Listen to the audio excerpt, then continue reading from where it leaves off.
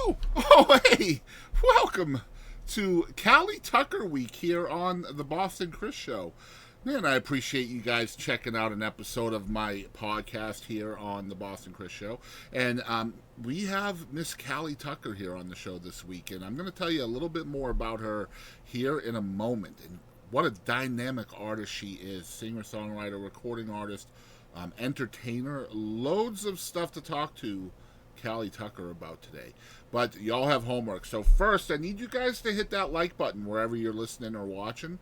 And also, if you'd like to see more in-depth, candid interviews like this one right here, you can hit the subscribe or follow button wherever you're watching. That's usually really free. It's inexpensive to do that. It won't hurt. Not one bit, I promise. And I also want you guys to comment down below wherever you are watching or listening to this episode from. And let me tell you a little bit more about our guest this week. Multi-award-winning entertainer Cali Tucker has had a phenomenal year by any measure. Her music has amassed millions of streams on Spotify, Apple Music, and YouTube. She performed the national anthem for NASCAR's Pennzoil 400 in front of 80,000 racing fans and to a televised audience of over 3 million. Her music videos, Country Couture and Urban Cowboy, have become the darling of film festivals around the globe, winning over 20 awards for Best Music Video, Best Song, and even Best Fantasy Short. In her home city, the Las Vegas Music Video Awards honored her with 4 trophies: Best Female Vocalist, Best Country Video, Best Song, and Overall Judge's Choice. Hailing from country music royalty, Cali carries the torch of the Tucker dynasty with grace, talent, and a modern twist that resonates with a new generation of music lovers. Her mother is country hitmaker LaCosta Tucker, and her aunt is the legendary Tanya Tucker. Now, Cali's remarkable journey includes winning the prestigious Miss Teen All-American title and gracing the stage of the Grand Ole Opry. Her appearance as a finalist on NBC's The Voice under the mentorship of Blake Shelton propelled her into the national spotlight, and since then, she has established herself as a headlining act in Las Vegas, performing in top venues at some of the city's most prestigious properties, including Aria, The Wynn, MGM Grand, and Resorts World, among many others. Her live performances captivate audiences with her powerful voice, humor, and impeccable showmanship. And golly, we are so stoked to get to chat with the one and only Cali Tucker right here for the first time ever on the Boston Chris podcast. And without any further ado, let's get into it with Cali Tucker. It's time to jam. It's time to mingle. It's time to see what everyone's drinking. It's time to jam. It's time to mingle. It's time to see what everyone's drinking. Until we all lose connection.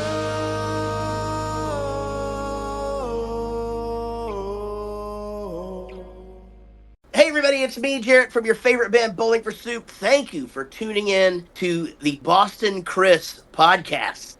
Guys, it's Cali Tucker week here on the Boston Chris podcast. And Cali, we finally got together. Let's do it.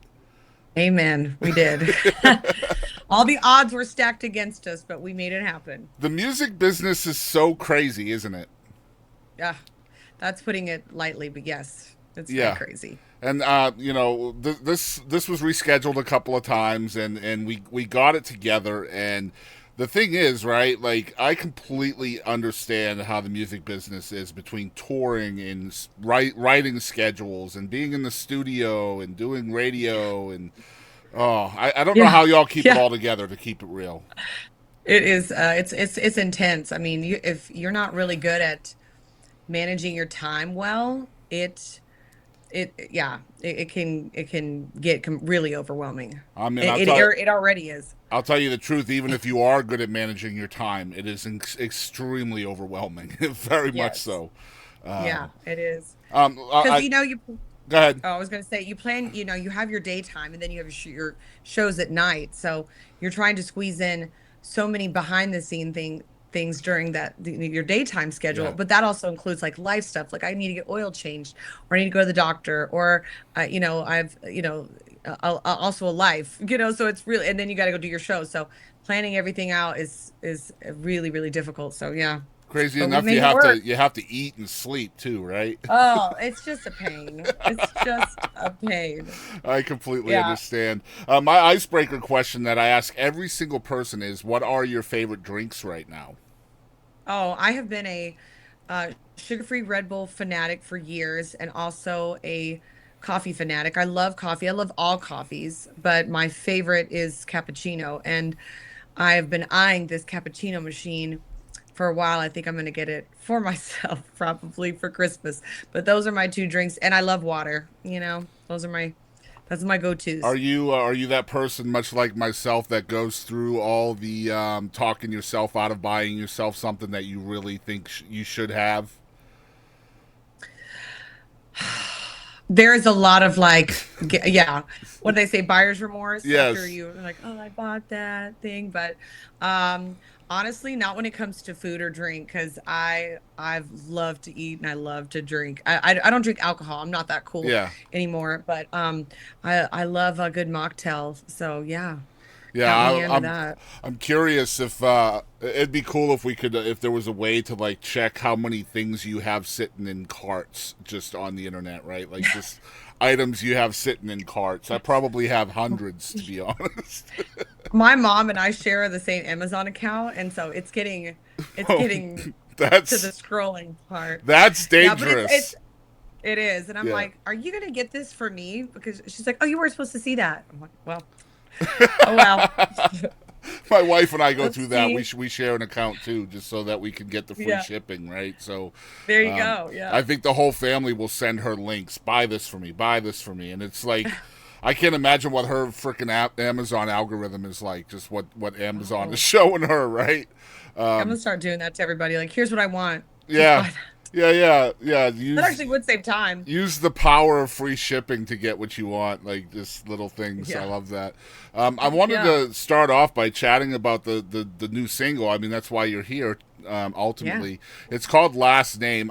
There's a lot to unpack here. I've heard you talk about the song in other interviews and stuff, but I find it interesting because you are a second generation musician. So I think the wrong message could be sent from this song, right? Talking about the We last were name. Yeah, we were teeter-tottering. You're like, I mean, it's such a great song. It was absolutely meant for a totally different purpose than I think a Right. lot of people took it. And we really didn't know how to kind of like get over that hurdle, except, make sure that when we speak about it, or when it's written about, or when I speak about it, that the real story reveals itself. Right. But hey, everybody's talking about it, so that's not a bad thing, I No, not guess. at all. But, Yeah, I was like, I'm wondering if she'll even want to set the record straight here because it's probably being talked oh about. my God, I totally want to set the record straight. In every interview I tried to, because I'm like, oh Lord, because a lot of these beautifully written write-ups are just they're so beautiful, they're so Yeah. well written, and man, I really thought when we sent out the press release that we had really clarified Nipped that it in this the was bud. so Yeah. not about my last name. Yeah. But a little controversy never hurt nobody, I guess. But the real story of the song, for everybody that's listening, well, let me preface it with, people think that the song is about my last name and my history with my family, and it is not. Right. It is about it was written with a great friend of mine who I've known for many, many years. We grew up practically together in the worst times of our lives, being super poor and not knowing where our lives were going. And he came out of the closet and is just a fabulous person. And he was not supported by his family. And he comes from a very Christian family, and so they were, against his lifestyle, him being gay, and it was just a really sad. It's a really sad story to have your family turn their back against you just because you are being your authentic self. I hated that, and that was just something that we felt like we wanted to write about. And so the story is about him, but it obviously will hopefully reach a ton of people that are just feeling like people that aren't feeling like they're being supported by their family, whether it's their lifestyle, their career, their who they choose to love. And it can be, it's also somebody that's like in a marriage that doesn't feel like they're being supported. Or, I have a friend that's grew up in foster care and always wanted the last name but never got it, and trying to make it on their own with what they have. It's just, and it's about rising to the top and not letting, you know, anything like that like affect you and your dreams and your goals and your vision for your life. Because, as cliche as it is, if you want something, you can achieve it no matter what, despite the odds I or love lack that of support. so much. I love that we're getting you to talk about the song and what it truly means, and I love how it's open ended. Right, it's open to interpretation, just like great songs are supposed to be. It's all about how somebody feels about the song when they hear the song and how they apply it to their own experience. Right, so 100%. yeah, and as a parent in the LGBTQIA community. It means a lot to me when these kinds of songs are being put out there in a mainstream fashion, right? I have a couple of kids Oh, that are in that community, and we have just a tribe of young people that know that this property is a safe space. oh, So, love that. yeah, me and my wife are mom and dad to a lot of those kids Thank God. that were in the family of the same person that wrote this song with you. They are that kid, and so Man. yeah, it means a lot to me that this song exists. So thank you for writing it. Oh my gosh, I'm so that's just it, getting to touch people in that way. And it's kind of like I just want them to know you're heard. We are hearing you. We know Yeah. you're struggling. We know your story. We're here for you. So God bless you and your wife. That's amazing. And for those kids that are coming over to your house, I got to tell you, my friend that this was written about, he is the happiest, happily married man. I was in his wedding Awesome. and has the most incredible career in so many different aspects of his life. He's so talented in so many ways. Like he is, I remember when we were like scrounging up nickels, man, to go to McDonald's to get the dollar menu. And now he's probably one of the wealthiest people I know. So That's awesome. I mean, it just, that's serendipitous, right? When the people that yeah. deserve it get it, right?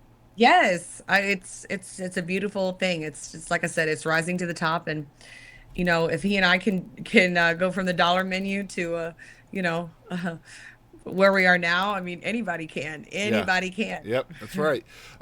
Let's talk about you growing up. So where did you grow up? Was it the Nashville area? Yeah, I grew Yeah. up in Brentwood, Franklin, Nashville, and went to Brentwood Middle, Brentwood High.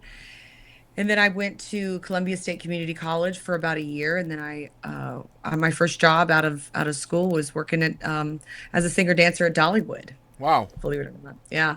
So that was a trip, and then I decided that was a great run and went back to Nashville, and for many years I was just on the grind as a songwriter and performed here and there throughout Nashville and worked a job as a bartender, server, cocktail waitress, just as we all do. Yep. And it wasn't until um, I was on The Voice season 6. I decided to go and audition for that, and I got it. And after the show ended, that was when my battle partner at the time, Ryan White Maloney, he's just was just an amazing friend, and he encouraged me to move out to Vegas, and that's really when my life changed, Yeah. coming out here. Yeah, and Yeah. we're definitely going to unpack all of that too. I want to know though, as growing up with that last name Tucker, right? We haven't mentioned it yet, but you are the daughter of LaCosta, who was an incredible artist in her own right, and of course the niece of Tanya. But I want to hear about you, like growing up with those famous ladies in your lineage, and then deciding that you want to kind of follow in their giant footsteps. Was there pressure in doing that? Was there any rebelling against that? And like, how did you decide to really do that? I mean, it's crazy to. It's like Babe Ruth, right? Like being a baseball player after Babe Ruth. So I mean, we are the next generation, and I say we because there's so many kids and grandkids and yeah, nephews and nieces that are trying to make their mark next in line to their famous relative. So I think there's a lot of us in this circle, and yes, I believe it's it was the hardest time of my life, I'll be honest. Like I did not know where I fit. I had these two incredible women that I looked up to. They introduced me to this beautiful world of music and performing, and but how can I make it my own? And how can I be different? And how can I push the envelope in my own way? How can I, it was what was the message? What was the brand? What was the the story at the end of the day. And so it took a lot of trial and error Yeah, oh yeah. over the years. And I've, like I said, it wasn't really until I moved to Las Vegas because when I came out to here, and the West Coast is obviously so different than the East Coast. Nashville is completely different than Vegas, and thank God for it because I was really able to spread my wings. And I think that was the problem. I felt really kind of handcuffed to what I was supposed to be, Yeah. and then there's this other part of my heart being pulled in so many other musical genre directions because I loved it. Yeah. I always listen, my roots are country. I love country music. Don't get me wrong, but how can I do it in a way that feels right to me and not follow? I'm not like riding coattails of anybody. And so I just went through a huge phase of like, electronic rock and pop and jazz and blues. I mean, I swear I changed genres in my head Yeah. 100 different times. And like I said, when I moved out to Las Vegas, what happens is you start performing live here every night if you're lucky enough. And I worked really hard to do that. So I started performing out here live, and it's 3 to 4, sometimes 5 hour shows, really Yeah. long stints. And so you start learning all these different songs that you just love. You just love all these songs. So I'm singing all these different genres all night long. It's amazing.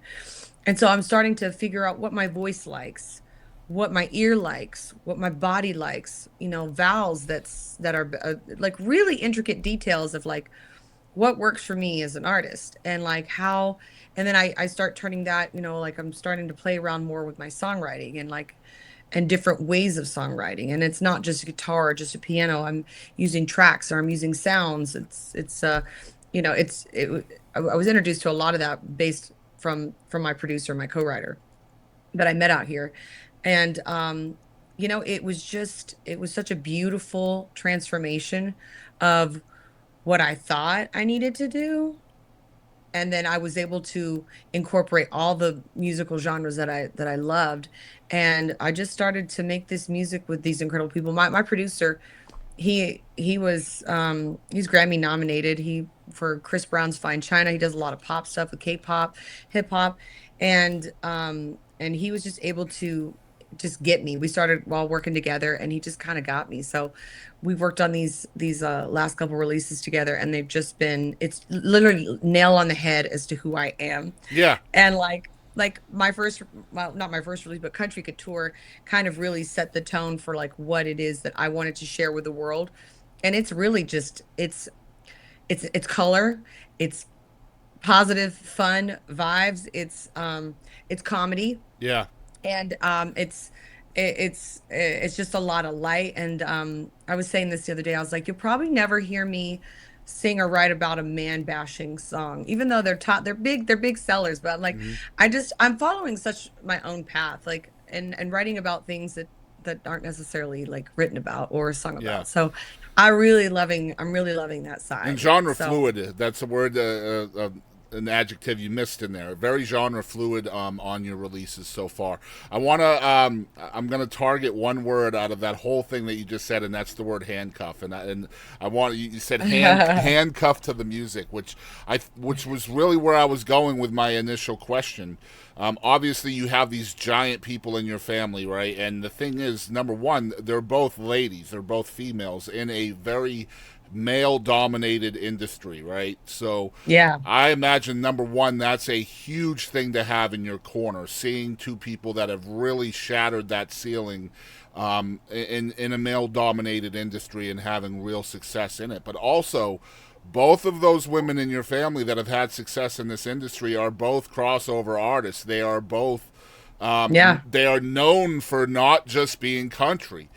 So to hear you say that the industry, not the family, but the industry may have tried to handcuff you to country music, when the two people in your family were never allowed to be handcuffed, or they never allowed themselves to be handcuffed to country music. I Yeah, mean, you've already got that rebellious heart in you, don't you? it is. It's strong. It is, I wouldn't say a Tucker curse. We are just really strong, independent Tucker gals, and um, yeah, I'm grateful that they were able to lift me up and just kind of show me how to kind of push through the norm or Sure. what's expected, Yeah. So Well, I love that you're in Nashville, right? Because I mean, that's where your family is living. That's where their job is. That's where the day job is. You're there. You're wanting to do music, and then you decide I'm going to leave and go to Vegas. This is a huge risk, but obviously, it is what 100% worked for you as an artist. Was that yes. scary for you to make that transition at first? No, no, I was nervous because it was starting over and like okay, I knew I had to be on the grind, so I was mentally preparing myself to hit the ground running every single day. It was like going back to college, like learning all these new songs, networking every single night. It was no different than Nashville, but I was so ready for a change. I was really ready to. I was like, man, I have just run the gamut here in Nashville, and I'm not really evolving. I'm not getting anywhere. Just in general, like, but in my soul, I was like, I'm not writing the kind of songs I want to write. Now, why is that? And I got to go, okay, maybe it's an environment thing. And I got this weird opportunity, met this incredible human, Ryan, who's my partner on The Voice, to say, you should come out to Vegas. I go, what do I got to lose? I don't really have anything going on here for me. I've been trying, but I'm not really getting any traction. But it's also because I'm not being authentic. I'm not feeling like I'm allowed to be authentic. Yeah. So no, it was an easy decision to leave. It was just a very, I can't tell you the kind of grind I have been on since I moved here, really. But I mean, first day one, hit the ground running, and I've been exhausted ever since. Yeah, you're killing it out there. I mean, you've got these residencies out there, and I mean, you're just killing it in Vegas, and I love that because Oh, thanks. I think Vegas is such an underrated mecca for music, right? I think people don't really think Yeah. of Vegas as a music centric place, but oh my gosh, is it ever, right? Like it's so much bigger than Nashville. Like it's laughable. Like Yeah, it's so huge. Um, Listen, there's a lot of recording that goes on in Nashville. That's why it's a big deal. And like you've got Broadway and the music that goes on there, but we are the entertainment capital of the world. There is live music or some sort of show that you can go see at any point in the day, 7 days a week for the entire year. It's amazing. There's so many opportunities out here. I feel like they really value their artists and their entertainers out here. They really do. They take great care of us. We're just valued, and it's a fabulous place for you to grow your following, because you think about it, people from all over the world come here, and you never know who you're going to meet. You've got your business cards laying out there with your tip jar, yeah. and they ask, who are you? And then they follow you on social media or whatever. And they become lifelong fans, and then you wind up doing a show in their hometown. They're there, because they saw you at a place in Las Vegas one time. So it's really like a beautiful place of opportunity for entertainers. Yeah, what an incredible time we live in, right? Yeah, Yeah. it's something. Let me ask you this because you're talking about three different aspects to music. There's the entertainment part of it, being an entertainer. There's being an artist, which is completely different than being an entertainer, right? And then there's being a writer. So I feel like obviously you are all three of those things. But writing is more of an original part of artistry. So what is it initially as a younger person that's kind of inspiring you to write? Because a lot of times you can become a musician or singer or whatever and just be happy with the entertainment part of that, but something comes along and makes you want to write. What was that for you? It's funny. I wish I knew the answer to that, because I remember trying to write when I was very young, just like, messing around on the guitar and not being able to play at all. But um, I think a lot of my desire in the beginning, this is just in the beginning, it's not now, came out of proving people wrong. Mm-hmm. So I was like, I can, because back in the day in like the 90s and all that, artists were going to publishers for their to find their songs, and the songwriters had their place, and that's what they did. And artists would go and find the song, and that's how it worked. You know what I mean? Like everybody had their own little thing. And so I feel like it was kind of like, I mean, I know artists were writing songs back then. Look at June Carter and Johnny Cash. I mean, they're always writing the songs, but when I was growing up, that was kind of the norm. You go to the publisher, they give you the song, and that's how, and then you record it. Yep. And so I always thought that was really, really cool, but it also took away your ability to say what you want to say and tell a story that you want to tell. And it's like you could listen to 100,000 different songs and different catalogs and never find that story. So being able to obviously prove people wrong that I could be a songwriter, that I did have something to say, was a big part of it when I was younger. And now it's just obviously I crave it. I love it. Because what I'm doing is so different, and I'm so unapologetic about it, and it feels really good to be in that space, because for many years I'm like, oh, don't listen to that song. Oh, I hate that song. Oh, that's a terrible song. But now I'm like, God, I just love what I'm doing, and I'm so proud. And not that I have any kind of like magic formula for what I'm doing. It just kind of comes, the songs, the lyrics, they all just kind of like, I don't know how they come to me. And I give it all to God, because I'm like, I don't know where that word came from and how that pieced Yeah. together, but man, that was cool. And thank you. Yeah,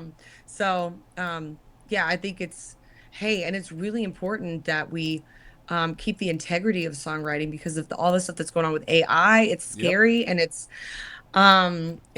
disturbing to me. And yeah, I would never fall into that trap. But And so AI yeah, is I mean, scary stuff, man. I love what you're talking about here, and I'm finding some organic growth in you as an artist with what you're talking about. With at first, you're just like trying to prove people wrong. I can do this. I don't care what you say. I got to find songs that mean something to me, because I mean, maybe you feel like you're being disingenuous as an artist when you're telling stories that aren't your own, right? I mean, I don't know if that's right. the case for you personally, but somehow you evolve from that to somebody who really enjoys and loves the art of songwriting. And clearly you didn't have that when you were just trying to prove people wrong. Like you just, I picture you with your nose to the grindstone, like just like, yeah, I'm Yeah. gonna write this, and now you're Yeah. really enjoying it. So was that just organic growth, that evolution, or how did that? Was It that just has to be. maturity? It has to be. It has Yeah, to be. It has to come from, like, instead of trying to write a hit, how about just try to write a song, yeah, you know? yeah. And it's all this pressure to write this amazing song, and it just always it's just never it never felt that way, and it showed. So yeah, I would say, with maturity and time, obviously, like life experiences gives you so much more to write about. And the older you get, the more vocabulary you get, and the more songs you've heard. Um and I think, honestly, thank God for technology, because the way I write is really based on that. And nothing to do with AI, but I have found a way that makes it work for me. And everyone is different. There is not like a cheat code on how Mm, to write yep. a song. I mean, and at the end of the day, all these lyrics are coming from my heart, my brain, like what I want to say. And that's why last name was so important, because when it came to country couture, it's a super cheeky, colorful, fun, Yeah. funky pop song. And then Urban Cowboy is like this story time, fairy tale. Everything is fantastical in my world. Like, I love those two songs so, so much. But of course, as an artist, one would, it would be like a comedian that's played in all these funny roles. He can't play a serious role. She can't play a serious. I Robin don't want. I Williams. like Yeah, Robin Robin Williams. Williams. Yeah. Robin Williams. That's so funny you said that. It was in my head. And I was like, I obviously want to show another side. So last name was very important for me to release, because it's got real depth to it that, some of my other songs just don't, because they're meant to be lighthearted. But this one was meant to really hit you, lyrically. And so there's just so many angles and sides to me, and I know most artists out there. So, but it's yeah, songwriting is just an evolution, Yeah, um, sure is. So and does artistry, right? Just being an artist, like you're if you stay the same, then you're doing it wrong, right? And oh yeah, yeah, I love that yeah. you're talking about the three songs really in your catalog that you just talked about being so different. So when you're releasing Last Name, which is the current single, is the reception different from people, not just the industry, but also audiences? Because you're talking about comedians playing a serious role. This is kind of you playing a serious role now. hmm So I imagine the reception is a little bit different as well, right? I have been very blessed to receive very great comments about it. That people really liked the empowerment that it gives them. Is what I've seen. It's like Country Couture. Oh, this is summertime jam. Like I've got my windows rolled down. Mm-hmm. Urban Cowboy is like, oh, it's just it's a beautiful love song that has a fairy tale like story to it. And Last Name, it's just it just empowers people. It makes them, just feel like they can rise up and do anything. So yeah, I mean, the reception's been fantastic. I mean, I think all of my songs, just to me, have all been, you know, they're cohesive musically, in my opinion, Yeah. and yet they are all telling a very, very different story, as I feel like it should. So, these I'll call it an album when all the songs are released, because we're just releasing singles right now. Mm-hmm. When all of it's released, it's all going to feel like, oh yeah, this is all could be on a record that makes total sense. Yeah. But I've got, another thing, you can't look at all the comments, and I No, try you not can't to. do that. Yeah. I don't. So if people didn't like it, I wouldn't know. So, Well, but yeah, Callie, if so they far don't like everybody's it, great. I've always been. My dad told me, don't ever take anything to heart from somebody that you don't care about. Yeah, no, Yeah. and your dad's a very smart man. I Yeah. don't, Yeah. and I protect my heart, and I protect my little brain, and I think I people are don't want to ugly just expose because myself. they can be, right. Like they can be ugly, so they are, and it's rough. But I'm gonna Yeah. give you perhaps the best compliment I possibly can about these three songs. I feel like after Aw. interviewing hundreds of songwriters, I've been very blessed to be able to do that. The most common theme amongst most of those songwriters, the thing that they are searching for more than anything else, is the word feel, right? You want to make people feel something. And here you have three songs that all make people feel something. And the really cool thing is the three songs are making people feel something different. Each one Yeah. makes you feel something completely different than the other two, and that's really awesome. So congratulations on Oh, that. Yeah. thank you. Thank you so much. That is a huge compliment. Yeah. Thanks. No, I hope so. I hope so. no Yeah. problem. So I always talk about the two different sides of creativity when it comes to creating songs. The first, obviously, is sitting down and having a blank piece of paper, or perhaps a memo pad on a phone, or a voice memo, or something like that, and creating the song out of thin air. The second half of that is taking it to the studio. And you can hmm be equally creative in both aspects of that. So, how creative are you, or how hands on are you in the studio when it comes to fully fledging out that song? I'm pretty hands-on, I think my producer PK would say. And probably slightly annoying. Or very annoying. We're all in it together for usually. PK is my producer. My co-writer is Trisha Batani, and she's also my vocal producer. And so we work really well together. We're like a family, and sometimes I'll come to them with a song already written, and then like a song like Urban Cowboy we created out of thin air out of an idea I had, and it's I've never been a big fan of the studio. In fact, I don't like it. I don't Yeah. like it at all, if I'm being honest. I don't like recording. I'm a live performer, and that's where I feel my most comfortable. And so being in the studio, just I don't know, it feels so permanent. I don't know what it is. I have to get over it. But um yeah, I mean, I think the songwriting part is the most intense, because I'm very thoughtful when I put a when I decide yes on a word or a sentence or whatever, a hook. I want it to be very thoughtful. I don't want to just throw something against the wall and hope it sticks. I hate that. And so I'm a very slow writer. I'm very slow. I will take months sometimes to write a song, but it's because that's just what it calls for, for me. Um, and then so what's been working for me lately is just being able to take that time and write the songs that I want to write. And then when I've got it 90, 95% there, I bring it into the studio and we tweak and we make it just mwah.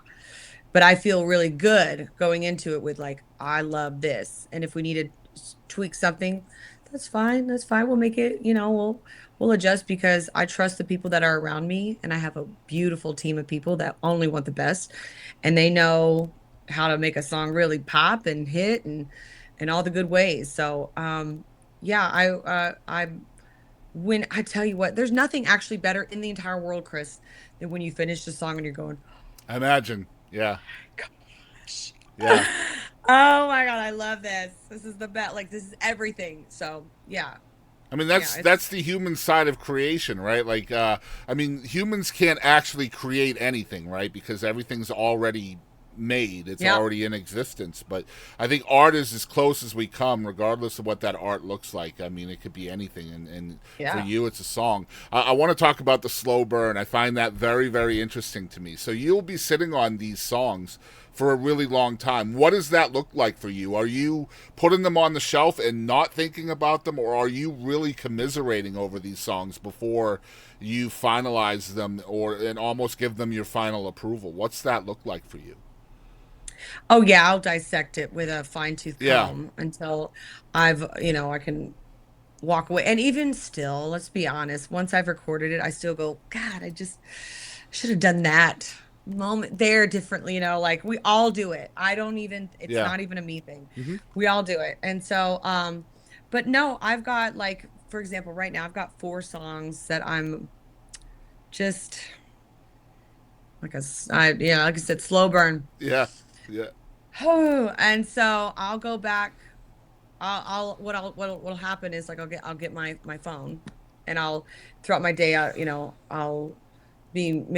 hear something and I'll go, oh, I gotta write that down. That could be a potential line, Yeah. and so I'm pulling things from my life and my brain. Like sometimes it just doesn't always come to you and hit you really hard. Like Country Couture came like that. I literally wrote that song in a day and it was so much fun. And but other things just take a little time, and but I don't stress over them, but I do like to find time within every single week, I would say, to tweak them. So you're revisiting Yeah. with the songs often. So this is essentially because of the finality of studio, of the finality of recording them. That that's Yeah. that's amazing. I had never really thought of it that way. That once you record the song, that's essentially it. Like it's final. It's permanent. Yeah. Because I can change and do whatever live. Yeah. I can do that all the time. I could change any lyric I wanted to. I could change any note or phrase or whatever live, but I cannot do that after it's sealed on Wow, that what an tape. amazing way of looking at things. That is so badass, actually. Um, let's talk a little bit about your music videos as well, because I find this to be very, very awesome about you too. I love the stories you tell within your videos. Thank Um, you. yeah, I and love making them. I think this is such a lost art on people today, which is so weird because everything is so screen heavy nowadays, right? And I feel Mm. like people are struggling to just get through a 3 minute music video, and that's I so know. weird. Um, Yeah. but tell us why it's important to you to make these videos and help and deliver your message of the song. Well, as a new and up and coming artist, I'm not signed with a label. I'm still independent. And so you're hoping you're getting Spotify playlists. You're hoping you're getting some radio, which is very difficult to do as well. Um, you're hoping Apple Music plays your songs and people are streaming them and all this stuff, but they can't see you. They can't see you. They hear the song, they go, "Ah, well, that's cool, whatever." I am a very visual person. I mean, extremely like you. If you're talking about somebody, I better see a photo. Show me a photo so I can see. Like I got to see them in my head. You know, Yeah. I'm a very visual person. I'm a storyteller, obviously, and so I wanted to make sure that these videos were made because I wanted to introduce myself. My hair is crazy. I wanted to introduce myself to everyone. Like, this is who I am. And when you see the visuals, you see the color, you see the vibrance, the excitement, the energy, the comedy, the just this skilled detail that we put into each one of these.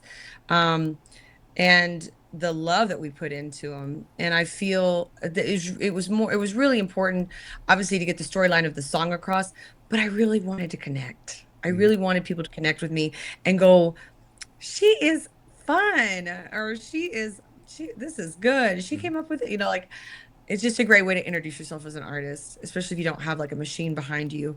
And mean, I did all this on my own with, the people that I hired and the people that it was amazing. I actually can't believe it turned out so good. Yeah, I wanted to talk about that because I knew just based on what I was seeing from your videos, they were obviously important to you. I did want to talk about Country Couture before we get into some fun segments with you. A lot of times when I'm writing my research out for these interviews, I'll kind of sit there and talk out loud to my wife, and my wife will kind of catch me saying something genius or brilliant or something, and that happened with this. So All right. I was watching your video for Country Couture, and I was researching you, and I found out that you have a background in pageants, beauty pageants and stuff. And so I'm watching this video, and I said out loud, I said, this video is so fun. It's like she's bringing her two worlds together. Yeah. And my wife said, write that down. Write that down. Yeah. You need to talk to Yeah. her about that.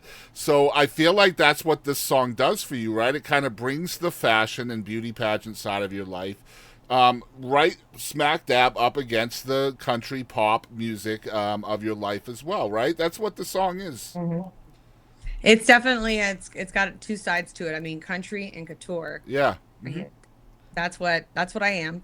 And it's like country, a little bit of pop. That's what I am. So it's a double meaning in how we made all these songs. But yeah, country couture it's real. I'm not even like I didn't make it up. It's a cute little word, Yeah. phrase, two words put together, country couture. But it's that is biographical to you, too, like fashion it and is. all of that stuff. Yeah. I have lived that life, and at the end of the day, like I'm just a super down home, like you know, kick it with your girl, like t-shirt and jeans kind of person, like I really am. But come see me tonight at the Win. I'm in a gown on this Yeah. beautiful stage singing this. So I was in pageants. So but I love four-wheelers and horses and like getting dirty, and I'm a very DIY person. Like people know I'm a really hard worker and I don't mind sweating. Like I think there's always like a misconception of who I am, and they probably think I'm this pretty pretty princess, proper, and I'm just not. I'm just like a super fun, really great sense of humor, self-deprecating humor. Love hard work, and I love to have fun. I love to laugh, but I also love to get dolled up and wear Dior. Yeah. So I but I wanted people to see that. Like that's important that they understand. Like, oh, okay, we get it. So Yeah. visually, that was It's just showing and people yeah, there's two sides to Cali Tucker, right? yeah. I mean, I'm not. Yeah, I'm not one-sided. I have multiple personalities. So Right? Imagine that human beings have depth, right? I can't even. Yeah, Oh yeah. man, well I hope you guys will Believe check it or out the not. song Country Couture. It's awesome. You guys will smile through the whole thing. It's a great song. A lot of energy in it, and I love that you wrote that so quickly because that's usually how you can tell that it means that it's very close to home, right? Like it's just flowing out. I had a ton of material to work with. Let's just say that. So it was like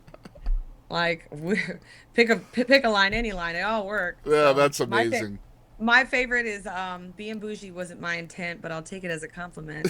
Okay. Let's go. All right, let's do some fun segments with Callie, and then we'll let her get on her way. Like we were saying earlier, the music industry is chaotic, and she might need to go gardening or something. Who knows? But I love that you said garden. I yeah, love yeah. that. Well, I I wish mean, I could. that's usually the I can't stuff grow that anything. goes. That yeah. My wife says she can kill plastic plants. Uh, Well, I live in Vegas, so I have no choice. you don't have a choice. At least she gets some rain, right? If I could grow a tomato out here, I would be a billionaire. So, Probably, yeah. All right, so we have some fun segments, and so all these segments have names, and some of them I'm going to let you choose one of the two segments based on the name. Okay. oh, So this is okay. I always love games. this is why we call it having fun. Now, some of these can be pretty deep too. So, but the first segment, you choose either "Did you know" or "Fun." Fun. All right, fun is what are some hobbies you have outside of music? I'm a huge gamer. Huge. Really? Like, no, okay. Listen, I can't play video games anymore because I will get sucked in for 13 hours and not even know it. So I actually just stop. Like, it's bad. But I love board games. I love escape rooms, anything interactive, like, takes you out of your own little world.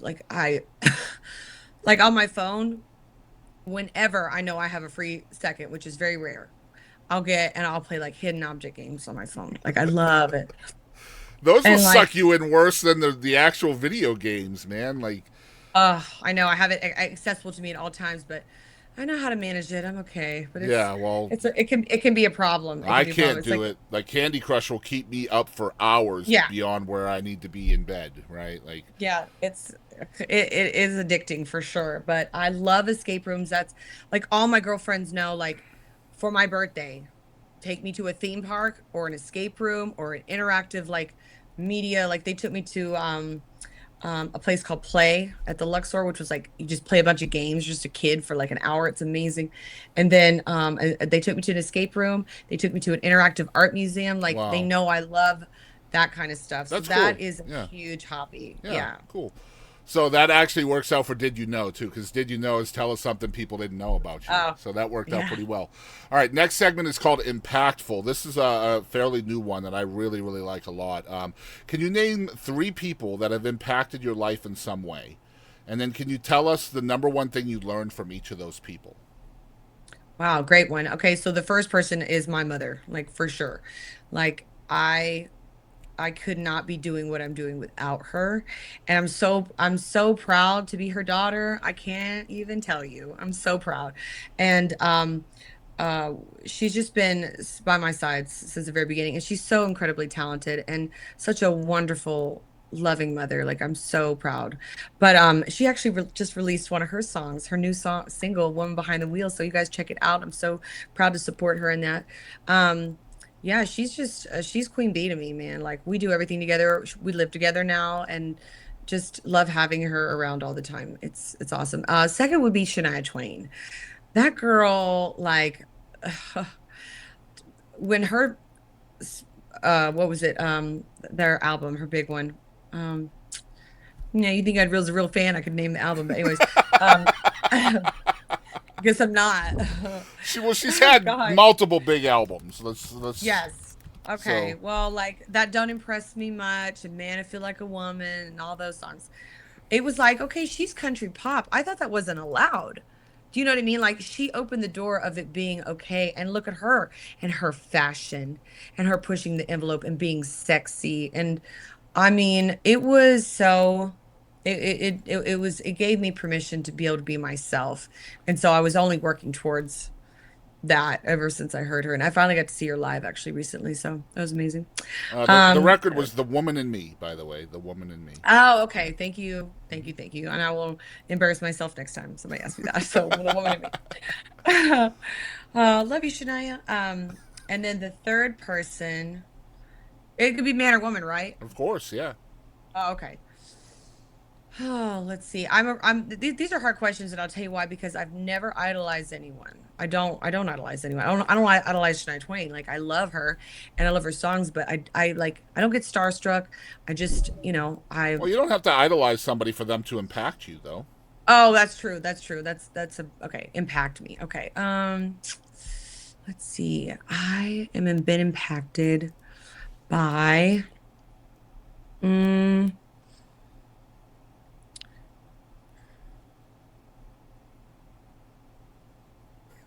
okay. Okay. I have the answer. I will bring it back around to my sweet friend Ryan White Maloney. He was the one that I battled with on The Yeah, Voice. brought you to We lost Vegas. we lost him this year, so Oh it's been a man. really difficult year for me.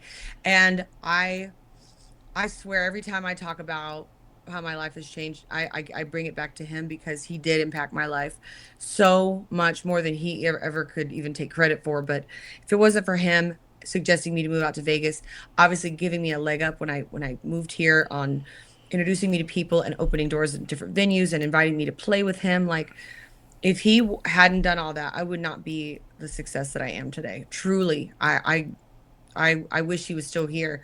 I wish he could hear some of these interviews when I talk about him because he was such a pivotal, he was my crossroads. You know what I mean? Like if I hadn't followed him and his guidance and his friendship and his advice, I would not be where I'm at. I would have stayed in Nashville, still trying to be on the grind, and who knows where my life would be. So I give him a lot of credit, and he was very impactful. Very good, very good.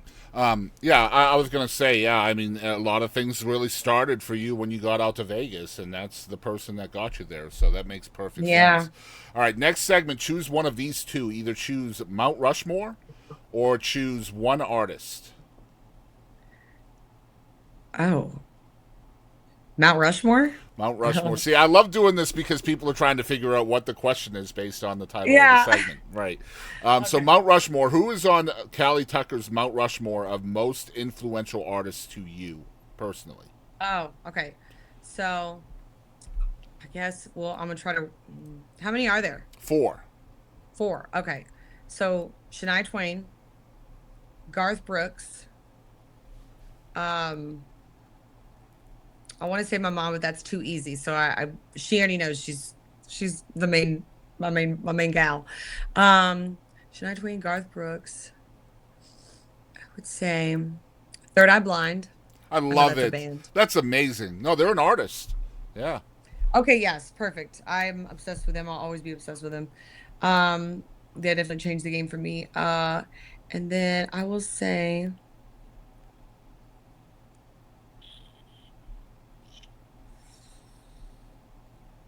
Lana Del Rey. Hey, man, what a great choice. I love the Third Eye Blind choice, too. I'm a huge fan of theirs as well. Oh, good. Yeah, good Yeah. stuff. All right, next one is a game show style game called What the Heck. So what I'm going to do is I'm going to give you 5 questions that are designed to put a visual into your head. The whole point of this is to give me the first answer that pops into your mind. So Okay. Should I don't close my eyes? I feel like I you should don't close my have eyes. to. You don't have to. But don't change your Okay. mind. So like if you see something, tell me. Don't be like, "Oh, Okay. I don't want to say that," and then change it to something else. All right. All right, number 1, what are you most afraid of? Spiders. Spiders. Okay. Number 2, which So typical. superpower do you wish you had? Fly. Flying. I Is it, have better answers for both of these. It's just the first you said first thing, so okay. All right, number 3, what do you think cats dream about? dogs. She's so disappointed with her answer. I am. I gotta like think about things. I remember I'm thoughtful. All I right, can't just like I go ahead. understand. I understand. All right, number 4, what was your most awkward moment on stage? Forgetting the words. Yeah, I've done that a lot. So how do you play that off as cool when it happens? I used to like um make up words. I don't do that anymore. I actually own it. I'm just like I forgot it. And it makes it's more of a human moment for everybody to realize like, Yep. yeah, I forgot the words to my own song or this amazing like another song. Like it happens. It's so I forgot funny it. that most songwriters will forget their own lyrics quicker than they will the cover Yes. songs. Yeah, I It know. happens Yep. so much. Yep. So not our fault. All right, Like, I'm going to give you a scenario. This is the 5th one. So I'm going to give you a scenario. You're alive in the 1920s, okay? And you run into a time traveler who has a smartphone. and a Nickelback ringtone comes on. What's your reaction? I'd be like, what is this? Give me more. Take me with you. Hell yeah. hmm I want me some I more was Nickelback. impressed. I'm in the 20s. I'm impressed. Take me with you, of Yeah, course. please, Yeah. I'm oppressed. Oh my God, how true is that? Yeah. All right, that was What the Heck with Cali Tucker. Awesome stuff. I love these segments. All right, next one. Choose either bucket list or fly on the wall. Fly on the wall. All right, so fly on the wall. Can you name a room in history that you would like to have been a fly on the wall in? My gosh, I say this all the time. Uh, I say this all the time, and now I can't remember what room. Oh, to be a fly on the wall. That's what I would say. Um, Probably to be a fly on the wall in the room where John Hartford wrote "Gentle on My Mind." Ooh, I love how many songs end up being the answer to that question. Just somebody wants to be in the room when Yeah. the song was written. It makes me so mad because it's like, God, I wish I'd written that song. Why It's couldn't I such a have written good that song? song. I think man, I'm gonna get some heat for this, but I love Elvis's version of that song. Well, I've never even heard Elvis's version. Yeah, Are you kidding you should me? check it out. Yep, Oh my gosh. Okay. yep. Checking it out. All right, Definitely. next segment is either biggest lesson or moment of gravity. Moment of gravity. All right, moment of gravity is that one moment in time that we can kind of look back in our lives and see that our journey started there. Like it's wherever our path led us to, it started from that one moment. Can you see what that hmm was? Yep. I was very young. Gosh, this is before I even started school, so before 7. And I remember my mom and my aunt, being on tour and they'd bring me and my brother I tell this story a lot. But it's so true. They would bring us backstage, and then at the end of the show, they would invite us out on the stage, to wave at the crowd. And I just remember all that love and that energy and that like excitement. And it was just like, oh, I want to do this too. Like looking out, like I loved it. You're giving love and you're getting to receive it at the same time. It was just so cool. That was the moment of gravity. I was like, wow, okay. And I'm gonna do it. I'm gonna do it, I imagine that was So very powerful as a 7-year-old or however old you were, just having all of those people. Were you like terrified or just eating it up? I've not eaten it up. I've been always like, I really do feel this deep down in my bones. Like the humility is a huge part of just my makeup in Mm-hmm. general. Yeah, So I was never just like, I was born a star. Like that's never been me. yeah, I knew that everything I do is gonna have to be hard work, and I don't know everything. And but I sure, have a great work ethic. yeah. But yeah, yeah, I loved it. It was to just be able to give that, like I said, give that love and to receive it. And just it's in a totally different way than what I had experienced, Yep. from family and friends. It's like, oh, this is great. Yeah, that's So when things yeah. become real, right? Like when you see it, like and experience it yourself. Yeah, And another thing, like nowadays, like I could get really irritable, like when I have to doing my hair and makeup right before a show, and then I've got to charge my gear, or put my gear in the car, and then I get to the venue and I'm in a dress and I got to unload my gear and then go set it up. I could be in a real bad mood, yeah, like throughout that entire process. But as soon as I hit the mic, it is so cathartic and it's so healing, and it's just like all the worries go right out the door because I lay it out there all on the table for everyone else to receive. And sometimes that's my negative energy, and sometimes that's my positive, and sometimes that's my sad and my happy. It's everything. I give yeah. them everything. That's So when I amazing say stuff. I don't go home with anything, I got to go home and sleep and recharge and take my bath and Yep.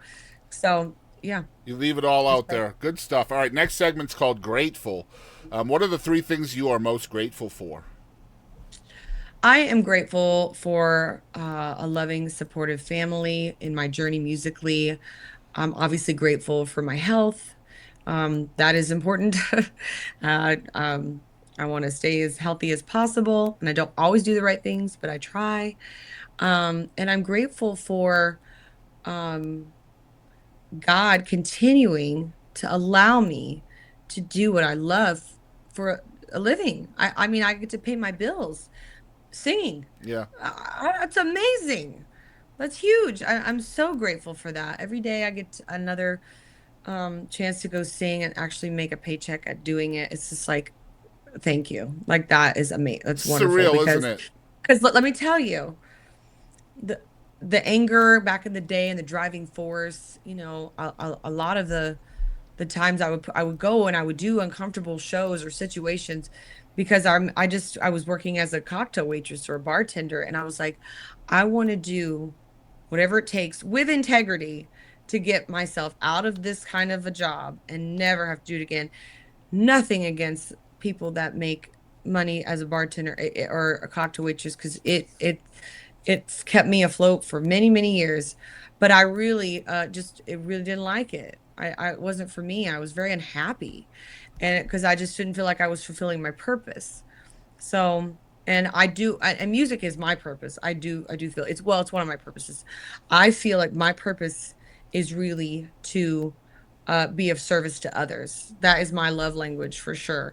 And I always try to find ways of being of service to others while, still on my path to, where I want to be musically. And I think when I get really big, like huge, huge, huge, that is all I'm gonna do. I'm just gonna be like, here, take my money and let's make everybody's lives better. I love that so much. Good stuff. All right, you might have just answered my last segment, but we'll see what happens.